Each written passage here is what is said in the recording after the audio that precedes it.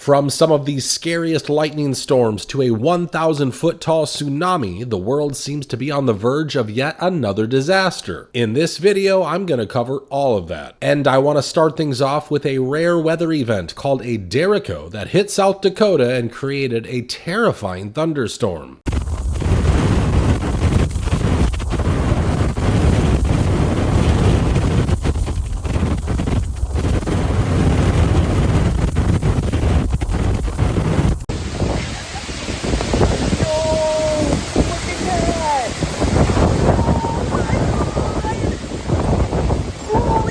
On top of it all, South Dakota also became an epicenter for a tornado outbreak and gave us some of the scariest tornadoes we've seen this year.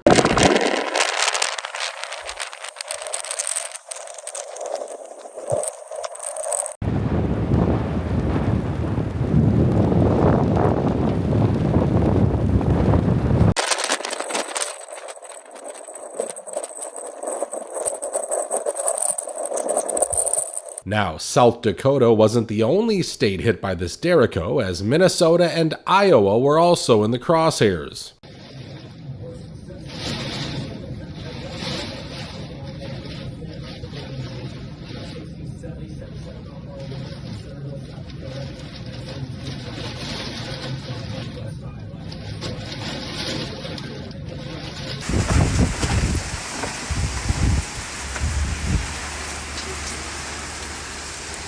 However, these storms caused significant trouble for people in Detroit, which resembled a lake more than a town.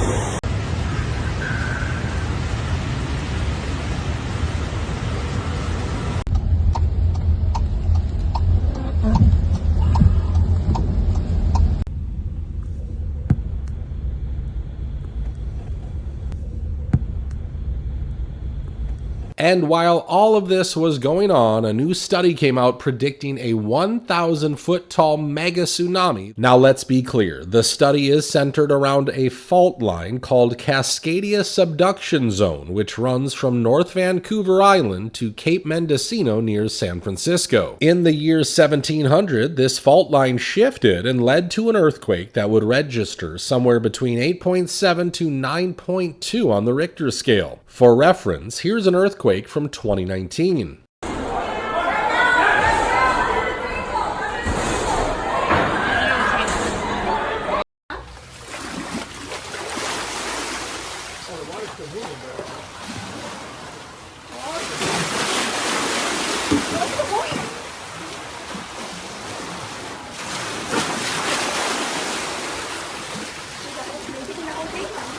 That one was registered at 7.1 on the Richter scale. So I guess we can all say a huge tsunami is not unlikely if the Cascadia subduction zone shifts. However, so far there's a 29% chance of that happening by the end of this century. So people don't have to leave California just yet, but this story intrigued me a lot, especially after the 2 earthquakes we've witnessed near the Alaskan coast in the last week or so. Now, while this disaster might not happen for many more years, some people are raising an alarm about a possible alien invasion in the next few months. But I think it's important to consider the possibility that any interstellar object coming into the solar system might be technological. And I know many of you don't believe a word about these space objects, and trust me, I'm just as skeptical, but there's a reason why I want you to see this story. You see, it's not about space at all. From what I can see, they're likely preparing us for another step towards Project Bluebeam. Now, this crazy story involves an object that's almost as big as Manhattan and is heading towards our solar system and will be near Earth on the 29th of October. First, you gotta understand that this alien theory was given to us by a Harvard professor named Avi Loeb, and here's what he said.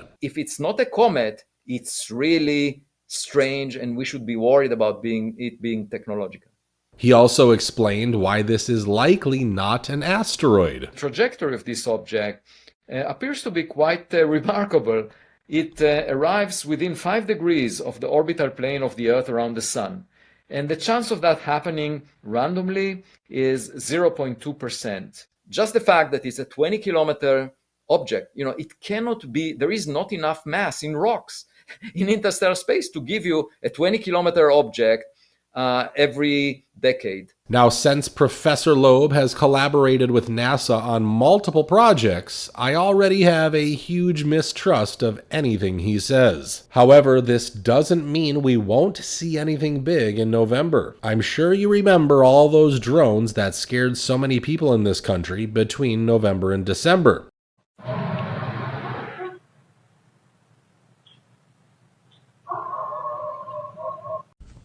There they are. There they are. There they are. Oh. Marmora, New Jersey.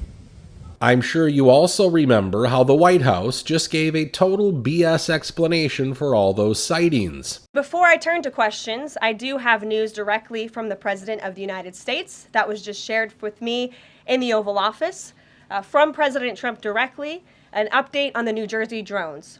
After research and study, the drones that were flying over New Jersey in large numbers were authorized to be flown by the FAA for research and various other reasons.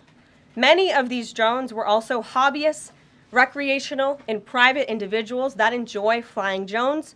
In time, it got worse due to curiosity.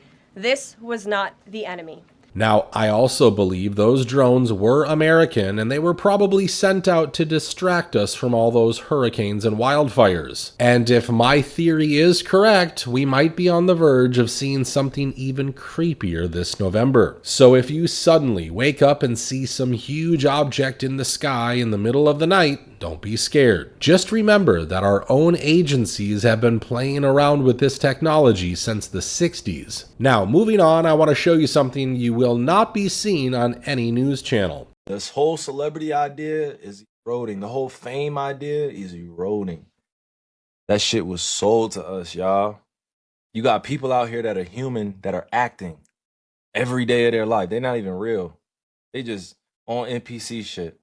Every day they acting. They don't even know the world is a stage, dog, and it's a lot of terrible actors. Yes, that's Kyrie Irving exposing how fake celebrities are, but that's not the most shocking part of his online rant. Let me show you what he said about Bill Gates. I still think it's weird that, the Gates family or Bill Gates owns a lot of the, land in North Dakota. I think that's weird.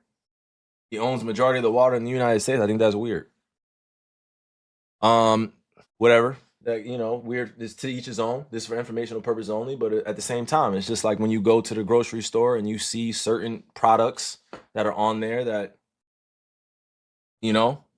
they spray with a bunch of shit, bunch of pests. What's crazy is that he repeated exactly what I said in a video that has now received nearly 2 million views on Instagram and is now going viral on X. Bill Gates is very interested in your water. While everyone's distracted with indictments and celebrity BS, Bill Gates, BlackRock, and Nestle just quietly teamed up. Yes, Nestle. Same company whose chairman literally said water isn't a human right. And now they're making moves to own it. This isn't speculation. It's already happening. Gates is buying up farmland that sits on major aquifers. BlackRock is pouring billions into water infrastructure. And Nestle? Still extracting millions of gallons while local communities run dry. They're not just buying land, they're buying access to rivers, lakes, groundwater. They're investing in the tech to monitor, track, and reroute where water flows and who gets it. This isn't about conservation. This is about control. Food already controls people, but water? Water controls everything. You can live without oil. You can survive without power, but water? You've got days. They already run agriculture, finance, and energy. Now they want to own survival itself, and no one's stopping them. This is a hostile takeover of the one thing we need to live. And by the time people wake up, it'll already be gone. Now, the thing is that my video resonates with anyone who sits down and wonders how we allowed a billionaire to own so much of our precious farmland. But things only get worse. Let me show you what the president said in a recent interview. I speak to farmers, I say, would you like to live in my penthouse in Manhattan? It's the most beautiful. No, sir, I want this farm.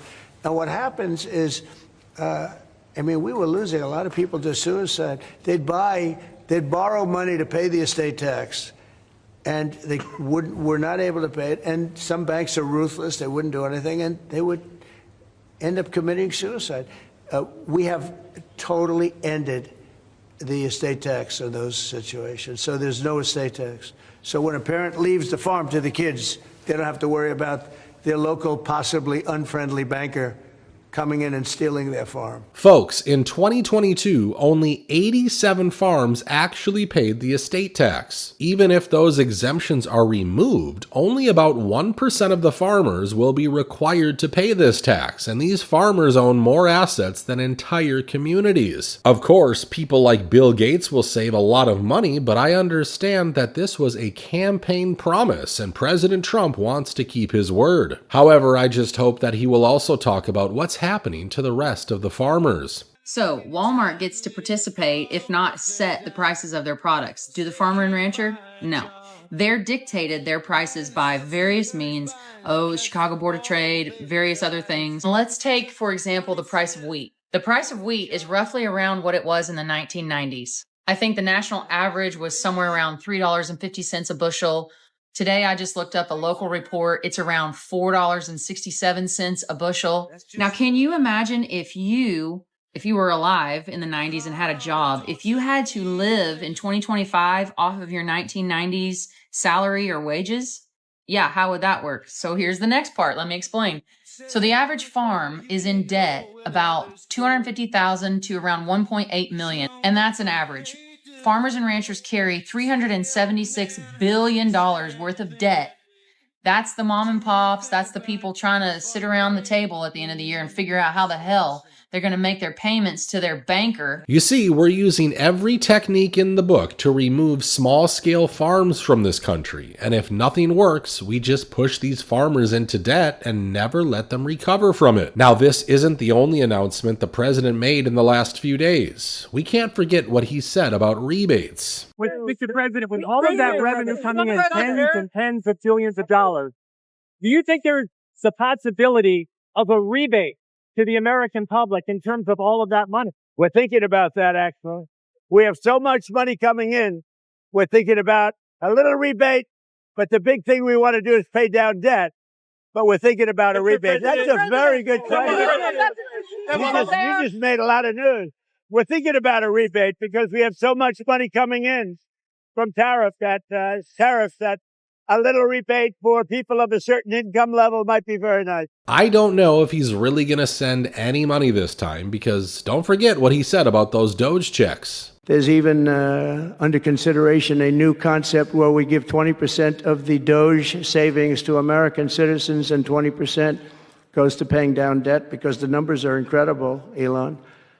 So many billions of dollars, billions, hundreds of billions, and we're thinking about giving 20% back to the American citizens and 20% down to pay back debt. However, senators like Josh Hawley are already working on a bill to send $600 to every working American in the name of tariff rebates. Now, so far, not a lot of details have come out about this bill, but these rebates will be similar to what we saw during the pandemic. Now, Josh Hawley is introducing this bill, but I have a question for all of you. Should the government send us these checks, or should it focus on paying back our national debt? Feel free to share your answer with everyone in the comments down below. As always, thank you for taking the time to watch today's video, and I hope to catch you on the next one.